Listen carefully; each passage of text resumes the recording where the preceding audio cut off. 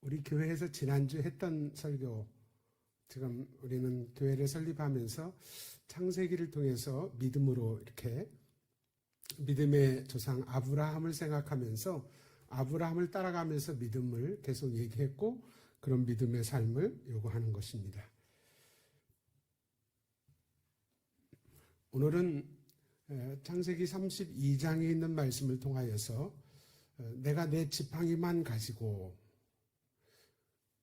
설교를 이렇게 하려고 했더니, 그래서 설교 좀 재료를 좀 준비를 하려고 제 딸한테 물어봤습니다. 지팡이 하나 구했으면 좋겠다. 그랬더니 그래요? 할머니 거 갖고 가시지 그래요. 그렇게 얘기하더라고요. 그래서 그거 맞기도 하지만 또 틀리는 얘기다. 그런 얘기를 했습니다. 창세기 32장에 있는 말씀은 쉽게 생각하면 안 되고, 구약 성경에서 해석하기 가장 어려운 본문이 창세기 32장이고, 주일학교부터 다녔다면 창세기 32장 눈 감고도 아는 말씀이 야곱의 약복강 씨름에서 있었던 이야기입니다. 그러니까 가장 해석이 분분하다라고 하는 것은 해석이 많다는 얘기고, 대부분이 틀렸다는 얘기입니다. 그렇기 때문에 그냥 우리 마음 속에서만 생각을 하면서 과연 여기서 무엇을 얘기를 하고 있는가, 벌써 마음에 그런 걸 이렇게 가지고 있는 사람이 있는가, 그거 다 아는 말씀 아니야, 시시하구만, 이제 그렇게 생각할 수도 있는데, 제가 그분들에게 얘기하는 것은 창세기 32장에 있는 말씀은 구약 성경 전체 가운데에서 가장 난해한 해석을 담고 있다라고 하는 것이니까, 일반적으로 쉽게 생각하는 그런 말씀은 아니라라고 생각을 해야 할 것입니다. 씨름 자체를 약복이라고 하는 말과 야곱이라고 하는 말을 지금 상당히 거기서 하나님께서 붙잡아 두시고 새롭게 세우시는 그런 말씀인 것을 보게 됩니다. 지금 아브라함의 축복이 이삭에게로 넘어왔죠. 그 이삭의 축복이 야곱에게로 넘어가는 그런 일련의 과정 속에서 야곱은 우선순위가 되어 있지 않습니다. 에서가 되어 있죠. 에서에게로 넘어가야 되는데, 야곱은 야곱과 그 아브라함과의 생각, 할아버지와로 생각한다면 몇 살 정도 차이 나는가요? 그것도 의미가 있을 것이다 생각합니다. 100살의 아브라함이 이삭을 낳았습니다. 이삭이 40살에 결혼을 했고 불임이었습니다. 사라가 불임이었던 것처럼 리브가가 불임이었고 라헬이 불임인데요. 그런데 40살에 결혼을 해가지고 20년 동안 불임이 있다가 아이를 낳았는데, 그 아이가 이름이 에서와 야곱입니다. 그러니까 이삭의 60살에 낳은 거예요. 60살. 그러니까 자 보세요. 60살에 이제 쌍둥이 야곱과 에서와 야곱을 낳았는데,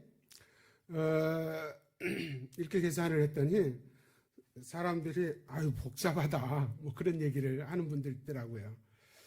그러니까 이제 아브라함하고 야곱하고는 몇 년 만났을까요? 17년 만났습니다. 아브라함이 175세를 살았죠. 그러니까 야곱이 태어난 것이 이삭의 60살에 태어났으니까 160살 아니에요? 그러니까 17년 동안 손주를 데리고 이제 아브라함이 얘기를 했었을 것입니다. 그러면서 아브라함의 이야기를 잘 들었어요. 그러니까 아브라함의 100세의 아이를 낳았다는 것도 기적이고, 또 그 앞서서 예를 들어서 창세기 14장에 보면 조카 롯을 빼앗겼을 때에, 그게 성경에 기록된 최초의 세계 전쟁입니다. 그 세계 전쟁에서 집에서 길러온 사람이 아니고 집에서 같이 밥을 먹는 식솔들 데리고 가서 전쟁을 했죠. 318명. 그래가지고 전쟁에서 승리를 하고 돌아온 거예요. 굉장한 겁니다. 하나님께서 함께 하시니까 그런 일들이 벌어졌어요. 창세기 12장에서는 애굽으로 갔을 때 아브라함이 한 것은 거짓말밖에 없어요. 반 거짓말인데 거짓말이죠. 자기 아내를 누이라고 속인 거죠. 어떻게 보면 누이라고 말할 수도 있습니다. 그러나 그것은 속이기 위한 것이었죠. 왜냐하면 그 당시에는 만약에 아내가 있다라고 하면, 남편이 있다 그러면 남편을 죽이고 아내를 차지하는 그런 약육강식의 시대였기 때문에. 근데 그 하나님께서 거기에서 빌어먹으러 내려갔잖아요. 애굽으로 내려간 것은 기근 때문에 내려간 겁니다. 그런데 거기에서 하나님께서 나올 때 많은 재산을 허락해 주셨어요. 노비까지도 허락해 주셨습니다. 창세기 20장에 보면 아브라함이 다시 블레셋 지역으로 갔는데 그 블레셋의 왕 아비멜렉이 거기 가서 또 똑같이 거짓말을 했습니다.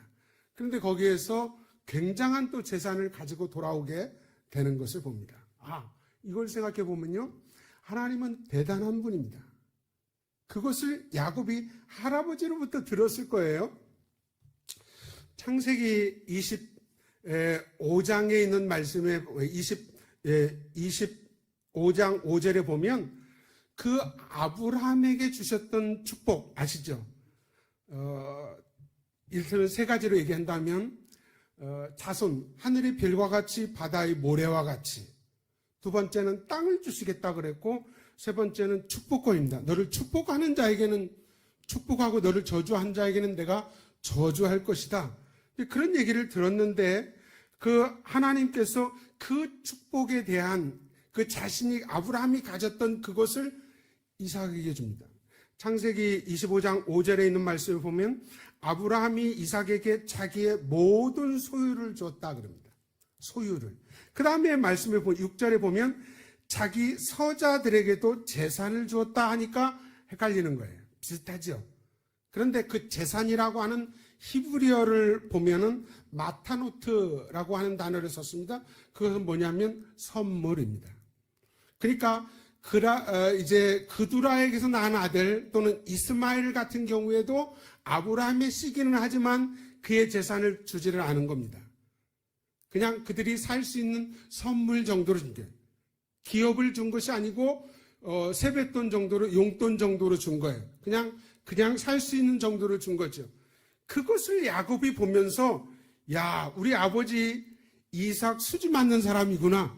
그 축복을 내가 이어받아야 될 텐데 그런 생각을 하고 있는 거죠. 그런데 자 보세요. 자기가 쌍둥이라도 순서가 있잖아요. 그래서 에서가 형인데 야곱이라고 하는 말이 발뒤꿈치를 붙잡았다라고 하는 거예요. 실제로 제가 보지 않았지만 제 산부인과 의사도 아니고 니브가 낳는 걸 보지 않았지만 여러분 아이가 막 나오면서 발뒤꿈치를 잡을 수 있나요? 이렇게 닿고 이게 발뒤꿈치라면 자기 손으로 이렇게 닿을 수 있을지 모르겠죠. 그래 이걸 어떻게 잡고 오냐고요. 그랬더니 이건 조금 과한 표현이 아니냐라고 했더니 제 딸이 하나님의 말씀을 이렇게 그냥 아멘하면 됐지 그걸 왜 토를 다냐라고 얘기하더라고요. 그래서 아니 그 말씀을 잘 묵상하다 보니까 이제 그런 걸 된 건데 내가 그거 무시하는 건 아니다. 이제 그런 얘기를 제 딸하고 셋째 딸하고 이제 나눈 적이 있습니다만은 아무튼 야곱은 그런데 여러분 잘 아셔야 할 것은 뭐냐면 야곱도 잘 몰랐고 이삭도 잘 몰랐고 리브가도 잘 몰랐습니다. 아브라함이 얘기를 안 했는지 잘 모르겠어요. 그가 야곱이 태어나면서도 그렇게 얘기를 했죠. 하나님이 하나님 말씀을 잘 기억하는 것이 얼마나 중요한가 그 얘기를 지금 하고 싶은 건데요. 큰 자가 작은 자를 섬기게 될 것이다. 그것을 알았다면 아브라함이 그걸 설명했었어야 되고 몰랐다 그러면 어떻게 할까요? 몰랐다면 이삭이 모르고 이삭은 축복의 계승자 축복의 통로인데 그걸 몰랐다면 물어야죠. 하나님께. 하나님 이 말씀의 뜻이 뭡니까? 솔직히 말해서 들사람 에서와 같이 천방적으로 다니는 그는요 장자가 될 수가 없습니다. 하나님께 그렇게 물어볼 수 있지 않아요? 누굴까요, 하나님? 야, 내가 진작에 얘기했지 않냐? 작은 자라고 그랬지 않느냐? 여러분, 그런 역사가 이렇게 뒤집혀지는 역사가 여러 번 있습니다. 요셉의 아들 므낫세와 에브라임도 그렇죠. 그때는 야곱이 당했던 이제 이야기인데요. 그 눈이 이제 백내장이, 보통 족장들이 요즘 말하는 백내장이 걸려서 시력이 약했습니다. 그래서 이렇게 바로 손만 펼치면 기도할 수 있도록 오른쪽은 장자니까 오른쪽에다 므낫세를 놓고 왼쪽에다 에브라임을 놨어요. 그랬더니 잘 보이지도 않는 이 할아버지 야곱이 손만 뻗치면 됩니다 라고 얘기를 했는데 이렇게 해버렸죠. 이렇게 해서 축복을 했는데, 그래서 에브라임이 장자, 이스라엘, 북이스라엘의 대표 지파가 이제 야곱의 그 손자였던 에브라임과 므낫세가 거기로 들어옵니다. 야곱의 아들로 입양이 돼서 이제 12지파를 이루는데 12지파의 북이스라엘을 대표할 수 있는 지파 가운데 하나가 에브라임 지파입니다. 거기에 기라성 같은 여호수아가 에브라임 지파에서 나오고 있는 것을 보게 되는데요. 하여튼 그 창세기 25장에서 보면 야곱이 어머니와 함께 에서를 따돌리면서 축복권을 빼앗는 거예요. 그런데 이제 마침 기다렸습니다. 학자들이 보면 에서가 아마 당뇨 같은 것이 있었고 사냥으로 돌아오면서 몹시 기진맥진하고 지쳐있는 가운데에서 좀 단 것, 그런 거 먹고 싶은 그런 거 있었겠죠. 그래서 이제 요구했을 거라 그래요. 그때 그것을 딱 보여주면서 말이죠. 이거 먹고 싶죠? 그러면 장자권 팔래? 그렇게 얘기한 거예요. 장자권 그거 뭐 그랬죠. 그까지 그럼 팔지 뭐 네가 해. 그렇게 한다고 해서 장자가 그렇게 될 수 있는 건가요? 하여튼 그렇게 해서 장자권이 그렇게 넘어갔는데, 그래서 그 이야기를 창세기 25장에서는 경홀히 여겼다 그럽니다. 장자권을. 히브리서 12장 16절에 있는 말씀에 보면 그 에서가 망령되게 했다 그렇게 얘기합니다. 여러분 지난주에 임직식을 하셨나요? 마치 장로를 따야 하는 것처럼, 권사 따는 것처럼 안 되면 교회를 옮기기까지 하고 뭐 그런 일들이 한국교회에서 이렇게 벌어지고 있다 그러잖아요. 그렇게 투표해서 해야 할 것인가, 그런 생각을 해봅니다. 우리가 기도를 해보면 누가 우리 교회에 섬겨야 할 것인지, 누가 목사님 가까이에서 더 섬길 수 있는 것인지를 생각해 볼 수 있다면 기도해보고 그를 시키는, 그렇게 리크루팅 할 수는 없는가. 마치 예수님이 제자들을 12제자를 부르실 때 그렇게 하셨잖아요. 마태를 부르실 때 그렇게 하셨잖아요. 그렇게 직분을 세울 수는 없을까? 뭐 그런 생각을 해보게 됩니다. 아무튼 에서라고 하는 사람은 하나님이 맡겨주신 장자의 직분, 그것은 오늘 목사 이상으로 귀한 직분일 것입니다. 근데 그것을 경홀히 여겼고 망령되게 여겼어요. 그것을 얻기 위해서 하여튼 최선을 다해서 이렇게 사모하며 기다리고 형을 속여먹고 아버지를 속여먹으면서까지도 받으려고 했던 야곱을 생각해 보십시오. 여러분 장자의 표시는 이 그림 한번 좀 넘겨보시기 바랍니다. 파워포인트 한번 넘겨주시기 바랍니다. 지팡이 얘기를 할 때에 야곱은 어디를 가든지 지팡이를 들고 다녔습니다. 그래서 제가 5,000원 주고 지휘봉 그것을 가지고 왔는데, 이건 뭐냐면 지시봉, 지휘봉 할 때 쓰는 거예요. 이런 걸 쓰는데 한번 넘겨주시기 바랍니다.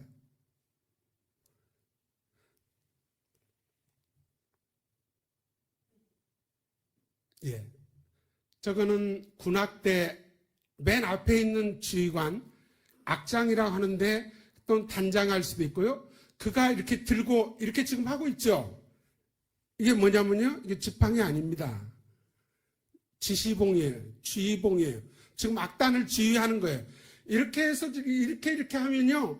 이걸 맞춰서 박자를 맞추는 거예요.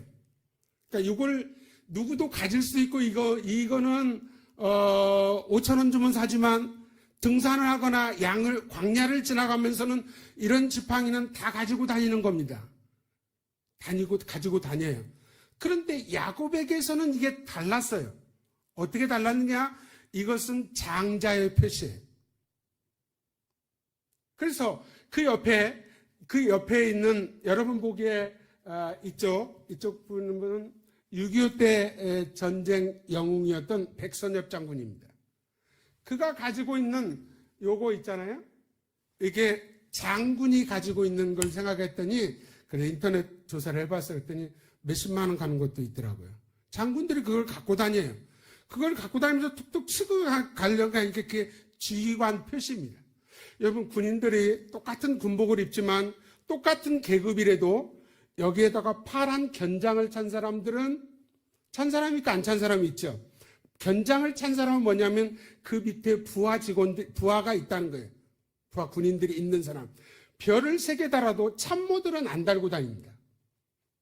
그러니까 이것을 누가 대신 들고는 다닐 수 있지만 이게 들고 다녔다는 것은 지휘관이에요. 야곱이 지팡이를 들었다라고 하는 것은 뭐냐면 그것이 내가 장자다. 그런 생각을 갖고 지금 지팡이를 들고 다니는데 지팡이만 들었을 뿐이에요. 넘겨주시기 바랍니다. 또 넘겨주시기 바랍니다. 민수기 17장 더 넘겨주시기 바랍니다. 더 넘겨보세요. 네, 더 넘겨주시기 바랍니다. 본래 장자는 여러분이 아는 대로 장자는 이스라엘 이제 장자 제항이 있었고요. 아시죠? 출애굽할 때 장자 제항이 있는데 그 이전에 장자는 본래 야곱의 아들 가운데에서는 누가 장자예요? 루벤이 장자였죠. 역대상 5장 1절에 보면 이스라엘의 장자 루벤이 아들들은 이러하니라. 루벤은 장자라도 그 아버지의 침상을 더럽혀서 그가 장자의 권한을 주지를 못해요. 그러면 시몬과 네이가 둘째 셋째 아들인데 그 사람들도 하지를 못합니다. 창세기 34장의 디나 사건의 살인 사건의 열매에서 하지를 못해요. 그러니까 유다가 그 장자권을 이어갈 넷째 아들인데 유다에게 가지 않고 누구에게 가요? 장자권은 요셉에게 갔다. 그런가 하면 그러니까 장자가 상당히 왔다 갔다 하는 거예요. 민수기 3장 11절 12절 이하에 보면 이스라엘 백성들이 출애굽하면서부터 장자가 바뀝니다. 누가 장자로 들어가나요? 레위가 들어갑니다. 그래서 장자는 내 것이다 라고 말할 때 그러니까 하나님이 레위 지파를 들어서 성전에서 하나님만을 섬기고 하나님만을 섬기면서 받는 그것으로 그들이 살 수 있도록 했다라고 하는 것이죠. 창세기 32장이 어려운 것은 뭐냐면 이 기도가 이게 기도인가 씨름인가 그런 얘기예요. 24절 야곱은 홀로 남았더니 어떤 사람이 날이 새도록 야곱과 씨름했는데 그러니까 그렇게 해갖고 그 씨름을 해갖고 이겼어요. 누가? 물었습니다. 야곱이 이겼어요? 하나님이 이겼어요? 야곱이 이겨서 이스라엘이라 얻었다라고 생각하죠. 그 말이 무슨 말이냐는 거예요. 여러분 생각해 보세요. 여러분 하나님과 겨루어서 하나님인 줄 몰랐습니다. 하나님을 본 자는 죽어요. 출애굽기 33장 20절에 보면 하나님을 보는 자가 죽어서 하나님을 못 보게 하는 거예요. 그래서 어두울 때에 지금 이게 밤새 씨름이 이루어지고 있는 겁니다. 그러니까 날이 새면은 보잖아요. 그러면 죽잖아요. 야곱을 죽이고자 하는 마음이 없었습니다. 하나님께서. 그래서 날이 새면 이제 가야 되는 거예요. 하나님이 이걸 눈치채지 못하도록. 그런데 야곱이 눈치를 챈 거예요. 호세아 12장 3절 4절에 있는 말씀을 보면 그때에 하나님이 천사와 하나님이 나타나 하나님이었다. 아니 창세기 32장에서 그가 이렇게 30절에 보면 그러므로 야곱이 그곳 이름을 분이엘이라. 분이엘이란 말의 뜻이 뭐예요? 하나님의 얼굴, 하나님을 배웠다라고 하는 거죠. 지나간 거예요. 직접 보고 하나님 안녕하세요. 그렇게 하면 죽습니다. 그게 아니고 그 싸움. 그런데 왜 여기에서 자 하나님과 싸워서 이길 수 있다고요? 그러니까 이렇게 말하는 거. 어떤 놈이 그렇게 말했습니다. 어떤 놈이라 해서 좀 죄송한데 하나님 까불면 죽어. 이렇게 말할 수가 있냐고요. 여러분 하나님과 싸울 수 아니 가장 강력한 사람을 얘기한다 그러면 이 땅에서 삼손일 것입니다. 삼손이 만약에 하나님과 적이었다 하더라도 싸울 수 있나요? 삼손보다 센 사람이 있다, 센 분이 있다라고 하면 그가 아마 천사였을 것이고 마귀였을 것입니다. 여러분 욥기 같은 것을 보면서 하나님과 마귀가 하나님과 천사가 싸울 수 있다고 생각하는 것은 말도 안 되는 얘기입니다. 여기 말씀 보십시오. 이렇게 돼 있어요. 25절에 자기가 야곱을 이기지 못함을 보고 그가 야곱의 허벅지 관절을 쳤어요. 그랬더니 야곱 허벅지 관절이 어떻게 했다고요? 어긋났다는데 옛날 성경에는 뼈가 부서져 버린 겁니다. 자 보세요. 여기 쳤다 하니까 이제 씨름판에서 상대편 다리를 딱 손으로 칠 수 있죠. 발로 찰 수도 있고 손으로 치는 그게 아니에요. 여기 쳤다라고 하는 말은 터치했다 그 말이에요. 그러니까 손을 댔더니 그 뼈가 부서져 버리는 거예요. 이게 어려운 겁니다. 하나님이 친 게 아니에요. 손을 갖다 댄 거예요. 여러분 이스라엘 백성들 가운데서 가장 큰 기적 가운데 하나는 홍해를 걷는 거예요. 마른 땅처럼. 배 타고 수영해서 걷는 게 마른 땅처럼 걷는데 여러분 홍해를 건널 때 홍해의 물이 이렇게 갈라졌잖아요. 홍해의 물이 쫙 열렸죠? 어떻게 열렸어요? 네?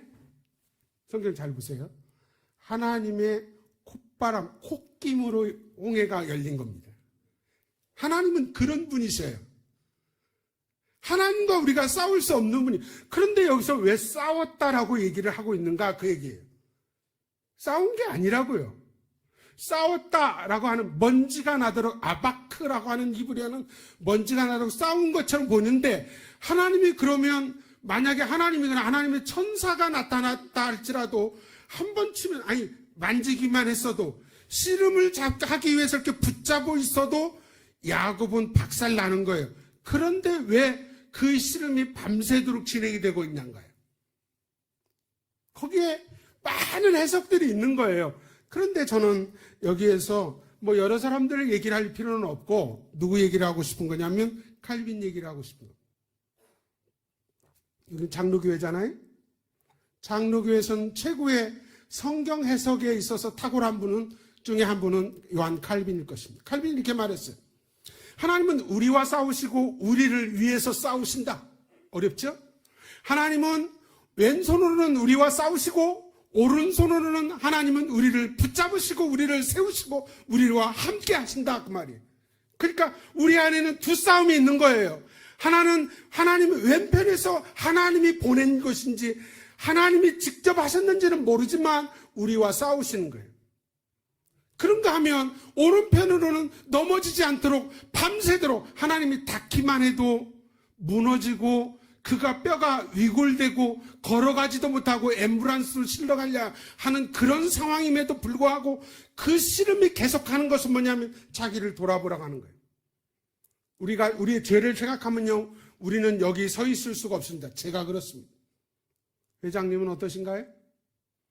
하나님이 죄를 제대로 갚으시면 뼈 한마디 남지 않을 것이겠죠. 그분이 하나님이십니다. 그럼에도 불구하고 자 보세요. 이게 이제 앞에서 다시 생각해 보면 에서는 장자권을 그렇게 시시하게 경홀히 여겼고 망령되게 했다면 야곱은 어떻습니까? 하여튼 장자권을 붙잡아야 된다라는 생각을 가지고 있었겠죠. 그게 맞나요? 제가 보니까 아무리 봐도 아닌 것 같은 거예요. 왜 아니냐? 자 보세요. 지금 야곱이 여기 지금 32장 전에 28장에 보면 누스라고 하는 곳이 베델입니다. 베델은 지금 자기 집에서 외삼촌 라반의 집으로 하란으로 가다가 지금 들판에서 돌베개 하면서 한 거 있잖아요. 아까 찬송 불렀던 그런 그 찬송은 여기 28장과 32장을 다 같이 놓고 있는데 이런 얘기예요. 그때의 야곱의 나이가 몇이냐고요, 회장님. 창세기 28장의 야곱의 나이가 몇이에요? 성경에 안 나왔죠. 야곱이 요셉 앞에 섰을 때, 가나안으로 해서 요셉 애굽으로 내려갔을 때 그때 야곱의 나이가 130살. 17년을 살아서 야곱은 몇 살까지 살았다고요? 147세를 살았어요. 147세를 살았는데 이제 야곱이 거기서 할 때, 그러니까 애굽으로 가서 총리가 됐을 때가 30살, 풍년이 왔을 때가 7년, 그 다음에 흉년 2년 만에 온 거예요. 그러니까 야곱의 나이가 지금 요셉의 나이가 39세예요. 맞죠? 39세. 그러면 130에서 39를 빼면 요셉을 낳을 때 야곱의 나이는 몇 살이에요? 91살이죠. 자, 보세요. 그런데 그 이전에 야곱을 낳기 전에 이제 바단 아람으로 가가지고 7년 만에 레아를 맞이하고 나엘을 위해서 일했지만 딱 언니를 딱 들여보낸 거죠. 이럴 수가 있습니까? 네가 삼촌 라반이 그렇게 얘기하는 거예요. 나엘을 위해서라면 7년은 다시 해라 그랬죠. 그걸 계산해 보면, 그걸 계산해서 학자들의 얘기로는 이게 지금 창세기 28장에서 야곱의 나이는 77세. 77세. 여러분, 이삭이 40살에 결혼하고 에서가 40살에 결혼했는데 야곱은 84세 정도 됐는데요. 아이를 낳을 때는 7년 일하고 해야 되니까. 그러니까 베델에서가 77세라고 한다면 7년 후에 가서 일을 한 다음에 레아를 맞이하게 되죠. 그때 낳은 누벤이 낳았을 때가 84세. 제가 이 얘기를 하고 있어요. 복잡하게 얘기를 했지만 지금 무엇을 얘기하고 싶은 거냐면, 그렇게 죽을 판, 살 판, 그가 그렇게 붙들고 싶었던 장자권, 그 장자권을 그러면 장자답게 해야 되잖아요. 아브라함의 축복을 이어받아야 되잖아요. 근데 그걸 까마득하게 잊어버리고 있는 거예요. 그리고 80살이 넘도록 그는 결혼할 아이를 부리면서 낳으려고 하는 게 아니고요, 아이를 낳기 전에 결혼할 생각도 못하고 있는 거예요. 이게 야곱인 겁니다. 땅을 생각해 보세요. 지금 여기가요, 약복강이라고 하는 것이 요단 동편 땅이에요. 요단에서 흐르는 그 가지로 흘러나오는 그것이겠지만 아직 여기는 그 땅이 아닙니다. 약속의 땅이 아니에요. 지금 약속의 땅을 떠나 있어요. 무슨 말인지 아시겠어요? 약속의 땅을 떠나 있어요, 야곱이. 지금 결혼도 안 하고 있어요, 야곱이.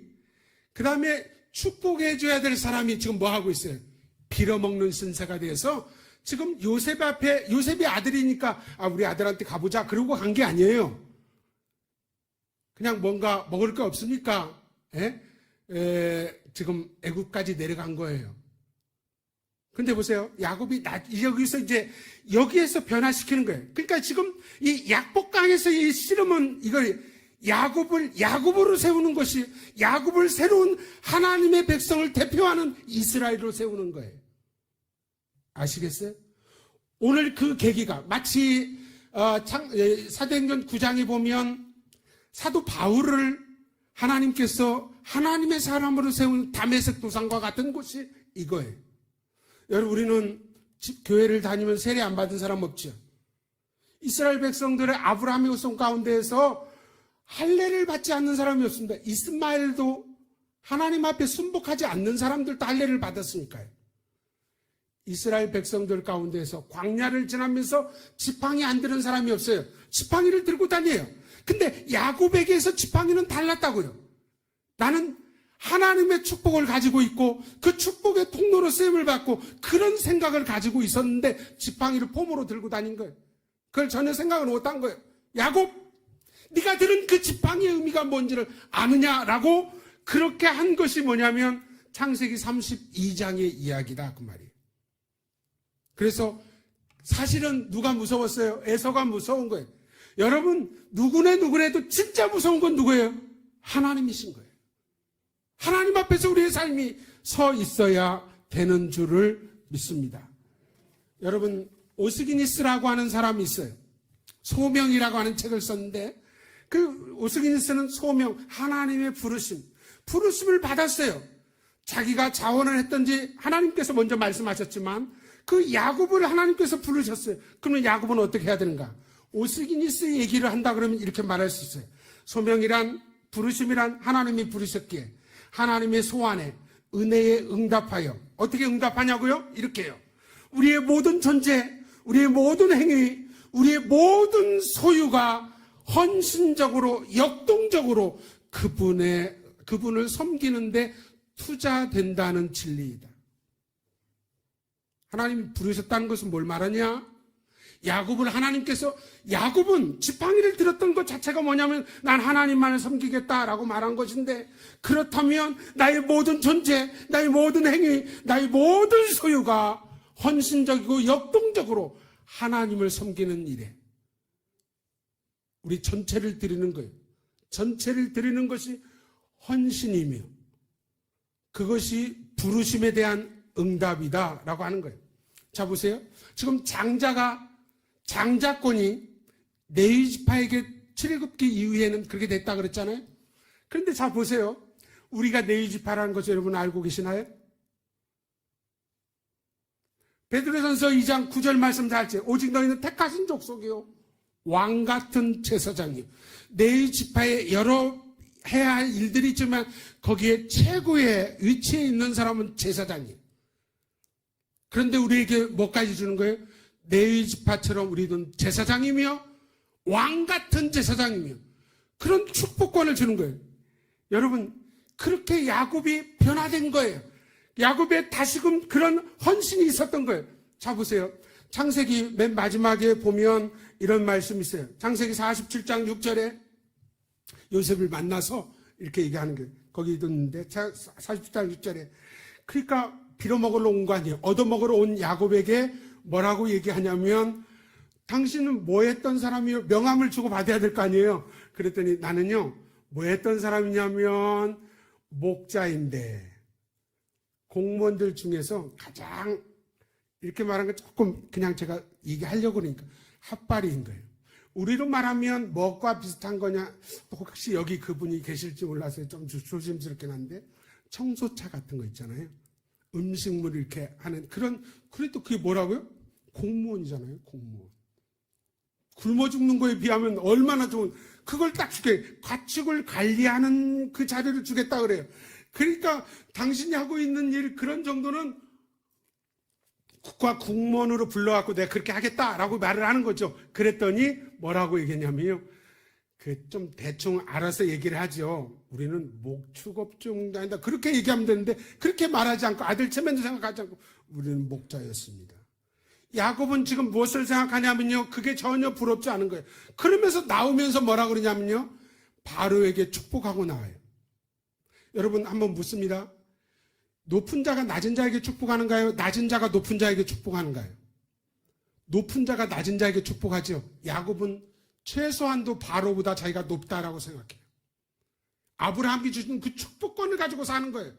내가 말한 대로, 내가 기도한 대로 하나님께서는 그렇게 응답하시며 인도하실 것이다. 이렇게 하나님이 복을 주셨다면 이런 은혜와 축복을 가지고 우리는 무엇을 할까요? 다시 하나님을 섬기는 데 써야 되지 않을까.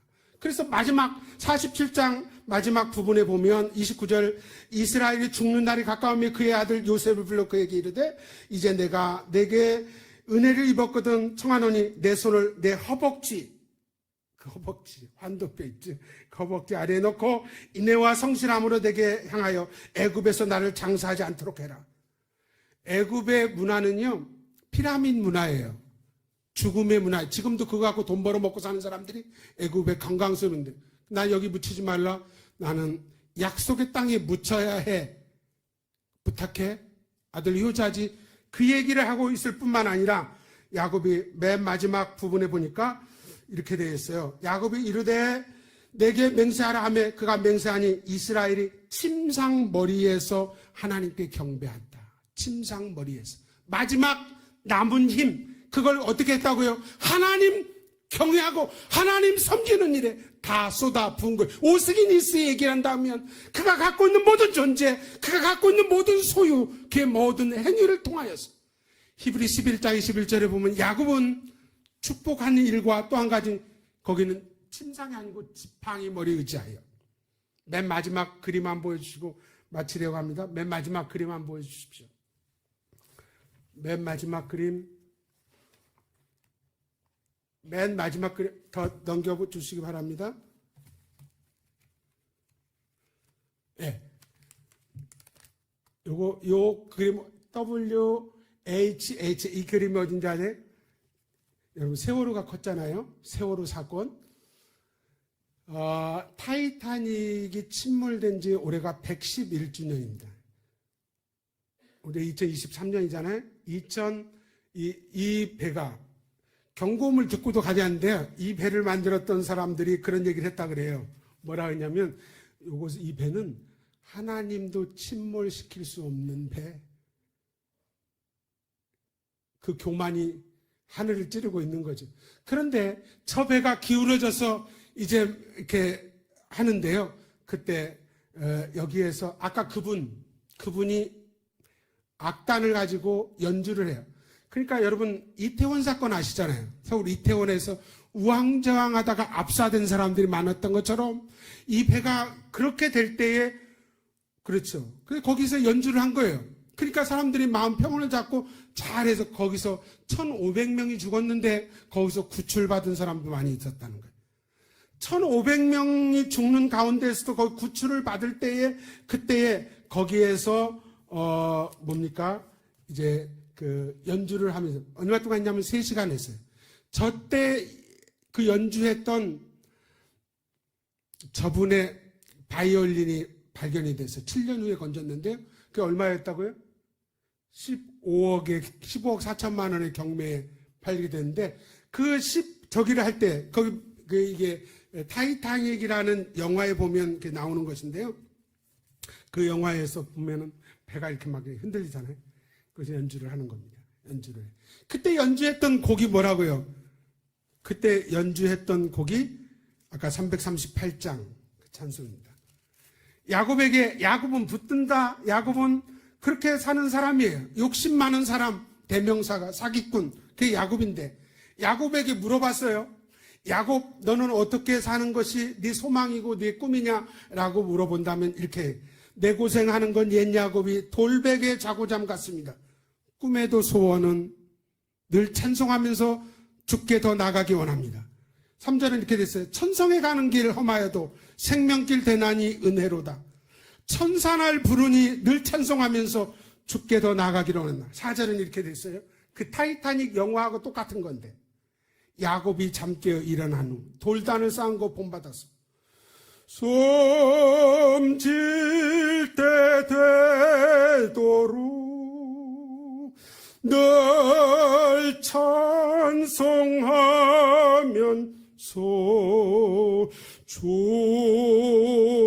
죽게도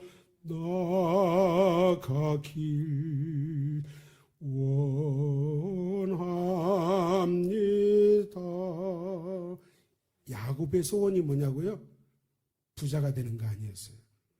하나님 섬기는 거였어요. 자기의 모든 소유, 자기의 모든 행위, 자기의 모든 재산을 가지고 하나님께 쏟아 부을 때에 하나님께서 그 이름 이스라엘의 기초가 됐어요. 이스라엘 나라, 야곱의 이름이 변한 거잖아요. 이런 은혜와 축복의 역사가 오늘 여전도에 한국교회 여기까지 오는데 복음을 들고 앞장섰던 목사님들을 쓰고 거기에 기라성같이 받던 우리 장로님들의 수고가 많지만 기도로 협력하고 뭐든지 순종하고 나아갔던 우리 권사님들을 잊지 못할 것입니다. 여전도의 역사를 잊지 못할 거예요. 그런 여전도에 하나님께서 복 주시고 큰 은혜로 함께 해 주시기를 주의 이름으로 축복합니다. 하나님, 은혜를 감사합니다. 하나님이 하셨습니다. 하나님의 은혜입니다. 하나님 아버지, 야곱은 그런 축복을 가지고도 80년간을 지팡이만 들고 천방지축으로 살았습니다. 마치 삼손이 사사로 20년을 살면서 그렇게 했던 것처럼. 그런데요, 여기에서 그가 변화받은 것처럼 앞서서 헌신하고 살아가고 있는 우리 여전도회가 다시금 마음을 다잡고 하나님 앞에 나갈 때에 저들의 길을 열어주시고 풍성한 것으로 하나님 채우시며 역사하여 주옵소서. 목사님의 목회에 늘 자랑이 되고 기쁨이 되게 하시고 하나님이 역사하시고 은혜를 베풀어 주옵소서. 감사하며 예수 그리스도 이름으로 축복하며 기도하옵나이다. 아멘.